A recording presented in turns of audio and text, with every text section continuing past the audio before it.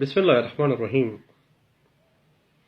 Steel check ایک ایسا check ہے جو اپنی ڈیو ڈیٹ کے 6 ماہ کے بعد بینک میں پیش کیا جاتا ہے۔ اس کو باسی چیک کہا جاتا ہے اور اسٹیل چیک کو بینک آنر کرنے کا oblige نہیں ہے اس وقت تک جب تک اکاؤنٹ ہولڈر اس کے حوالے سے کوئی انسٹرکشن نہ دے کہ اس باسی چیک کو آنر کر دیا جائے، ڈیٹ چینج کروا لی جائے، یا اسپیسیفکلی باقاعدہ طور پر اکاؤنٹ ہولڈر جو ہے وہ بینک کو انسٹرکٹ کرے کہ اس کو آنر کر دیا جائے۔ ایک اسٹیل چیک کی قانونی حیثیت کیا ہے؟ اس حوالے سے حبیب بینک پرائیویٹ لمیٹڈ ورسز جلیل الرحمان ایک لینڈ مارک ججمنٹ ہے جو رپورٹ ہوئی تھی 1994 MLD پیج 271 میں۔ اس میں واضح کیا گیا تھا کہ no legal action can be taken on the basis of stale cheque. Stale cheque کے اوپر کوئی قانونی کارروائی نہیں کی جا سکتی۔ اس کے اوپر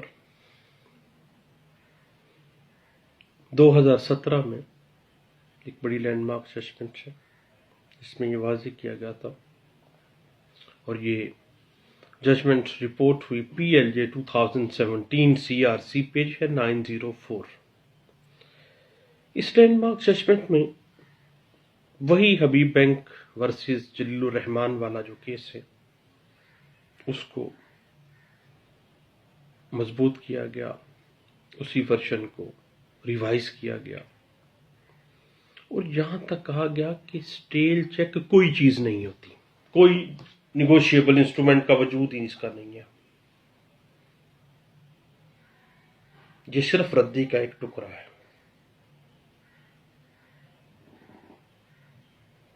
اب اس بات پہ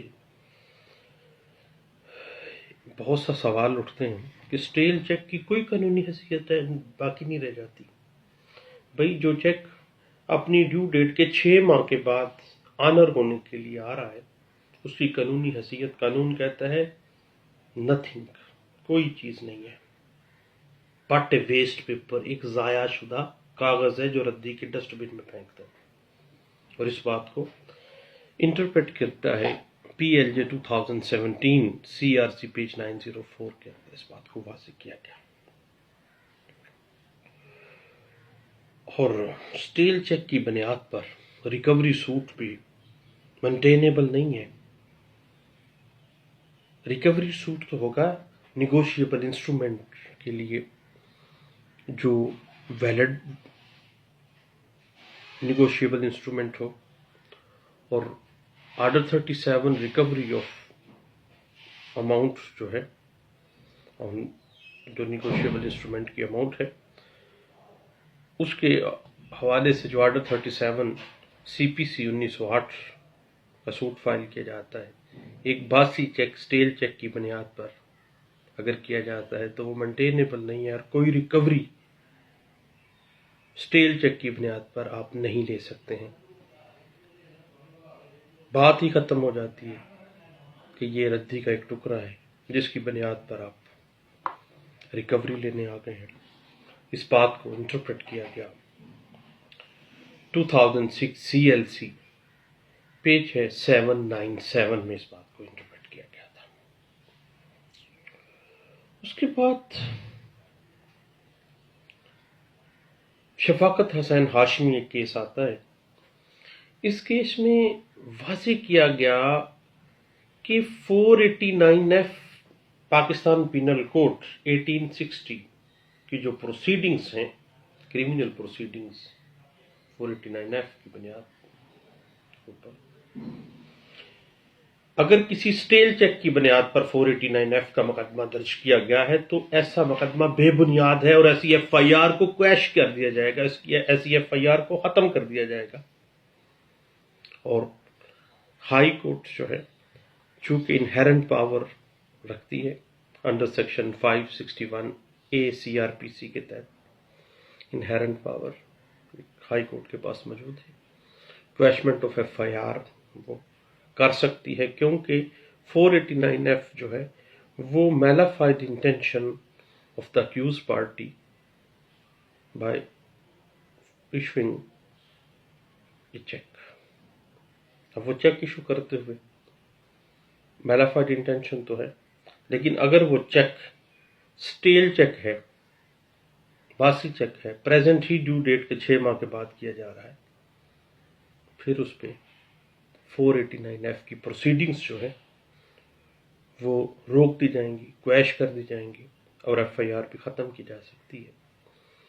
شفاقت حسین ہاشمی بنام سرکار ایک لینڈ مارک ججمنٹ ہے جو رپورٹ ہوئی تھی 2012 MLD، پیج ہے 1551 میں اس بات کو واضح کیا گیا تھا.